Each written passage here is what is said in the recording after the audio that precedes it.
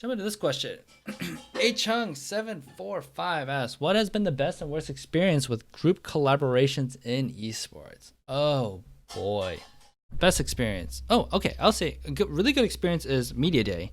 That was kind of my first like project lead, product lead, whatever, where we did Media Day, where we gathered photos and assets from the players, and we had multiple stations, we had video shoots, we did so much stuff, right? Multiple photographers. It was the first Media Day that we did for Golden Guardian, or that I was a part of for Golden Guardians, and it was a huge banger. Like the assets we got were really exciting, and I would say that's one of the best experiences in a group collaboration because um I felt like I did a really good job in empowering people and getting things organized for people's ideas to really work out well, right? Having to work with our art director very closely for the photo shoots and the style, then even just like being involved in like small ways, like, oh, like let me put together a mood board based off of what you said from Pinterest, and then I went with our art director Crystal, or actually, whoa, at the time she was our art director, now she's our creative director. So congratulations, Crystal.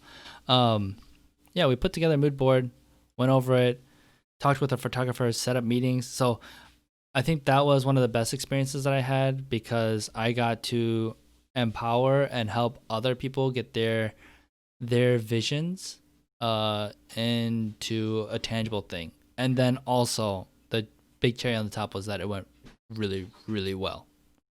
And the esports scene was like, what the heck? Like these are crazy photos. Like this is awesome.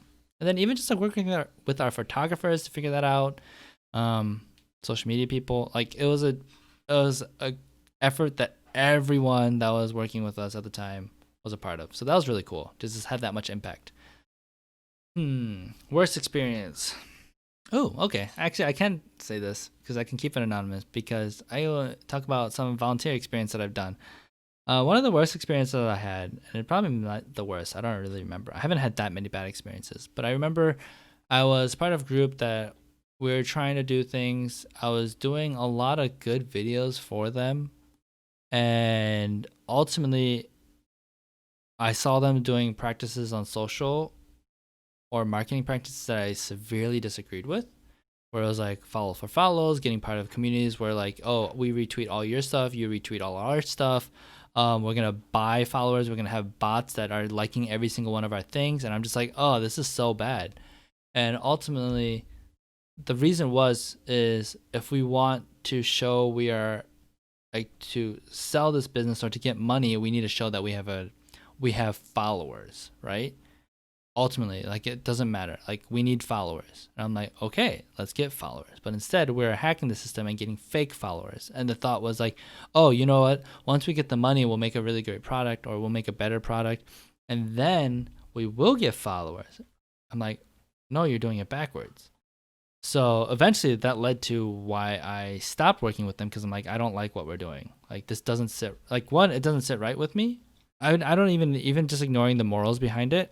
I really disliked that was our strategy. That our strategy was so, what I believed was backwards. So that is something that was probably my worst collaboration experience, because I was, maybe it wasn't a collaboration, but because it was such a startup-y, small, tight network of people, it did feel like a collaboration.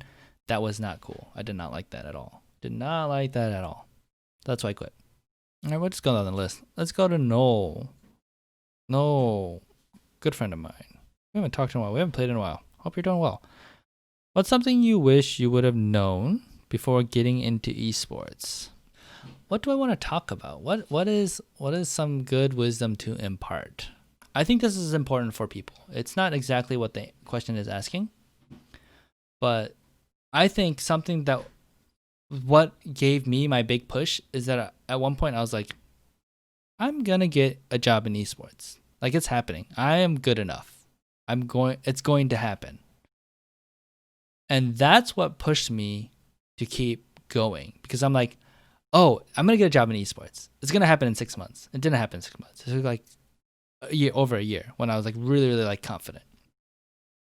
But if I knew, if you know someone that's trying to get in esports, that like, I will have a job in esports, and I will get a job in esports. I just need to put in the reps. I think doubt is such a huge thing from preventing people from achieving what they're trying to achieve. So if I knew that I was going to get in esports, which I had the audacity to know that I would get into esports, like that changes everything. So if you talk to someone and they give you the insight that like you're good, then it's just like now I just have to be patient and just continue doing what I'm doing, and eventually I will get into esports. It's just like, how long will it take? That's a big question. So if you're actually able to know that you're good enough to be in esports, that changes the game. And what helped me realize that I was going to get into esports was talking to someone, Weldon Green, that said like, "Wow, you're really good at this," and then talking to Travis and being like, "Wow, you're really good at this." So I'm like, I got two very notable people in the industry that said like they vouch for me, that they know I can do it. That's what got me into esports. Like that's a huge part of what got me into esports. It's kind of not what the question is asking, but I think if you're able, like again, to apply this to the people that are watching, like that is huge. That was huge for me in my launch into getting into esports. Now, should I answer in a different way?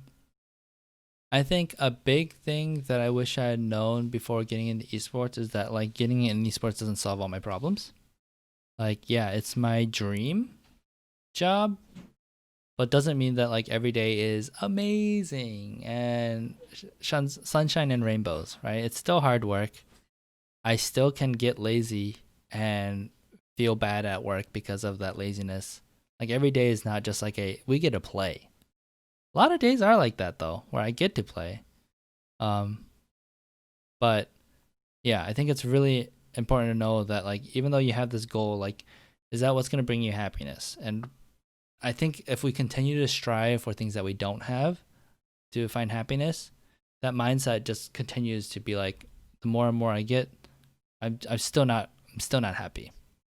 You won't be happy. Yeah, if you're not able to be content with your current situation, you won't be necessarily content from a future situation. That's what I think.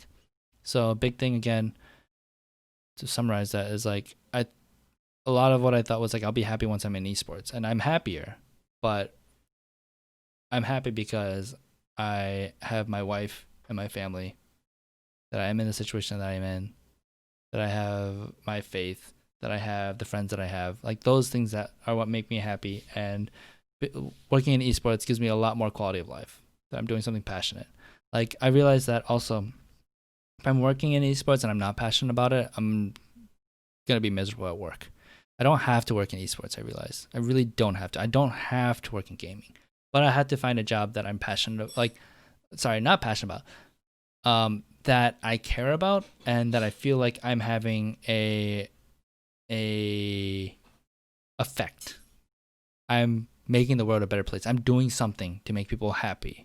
Like that's what's more important. And luckily, something esports makes me happy, and esports makes a lot of other people happy. But if I'm doing esports work that I feel like is not moving the needle, I'm not going to be happy. I'm not going to be fulfilled.